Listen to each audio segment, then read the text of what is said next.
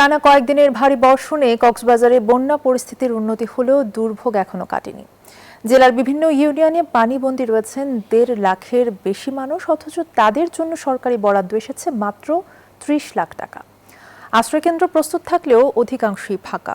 দুর্গতদের অভিযোগ, খাদ্য সহায়তা এবং টেকসই বন্যা প্রতিরোধ ব্যবস্থা না থাকায় বছরের পর বছর একই দুর্ভোগ পোহাতে হচ্ছে।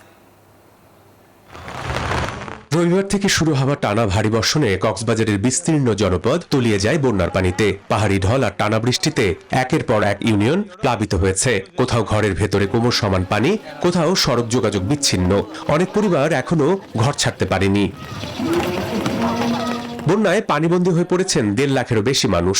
তবে তাদের জন্য সরকারি বরাদ্দ এসেছে মাত্র ৩০ লাখ টাকা। সেই হিসেবে জনপ্রতি বরাদ্দ দাঁড়ায় মাত্র ২০ টাকা। ৬৫০টি আশ্রয় কেন্দ্র খোলা হলেও অধিকাংশ আশ্রয় কেন্দ্রই প্রায় ফাঁকা। স্থানীয়দের অভিযোগ, পর্যাপ্ত খাবার, নিরাপদ পরিবেশ ও প্রয়োজনীয় সুযোগ সুবিধার অভাবে তারা আশ্রয় কেন্দ্রে যেতে আগ্রহী নন। আশ্রয় কেন্দ্রের মাঝে গেলে তাকিতে হস্ত, ফুয়াইনচাল্য হস্ত, তার বাদে কি নাম হয় বাথরুমের হস্ত, যাতায়াতের হস্ত। সুবিধা নাই, টাকার সুবিধা নাই, দেবার সুযোগ নাই। সাইকেল সেন্টার আছে,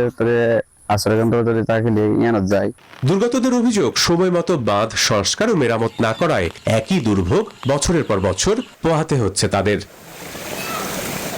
এদিকে স্বরাষ্ট্রমন্ত্রী সালাউদ্দিন আহমেদের নির্দেশনায় বন্যা দুর্গতদের সহায়তায় প্রশাসনের তৎপরতা বাড়ানো হয়েছে।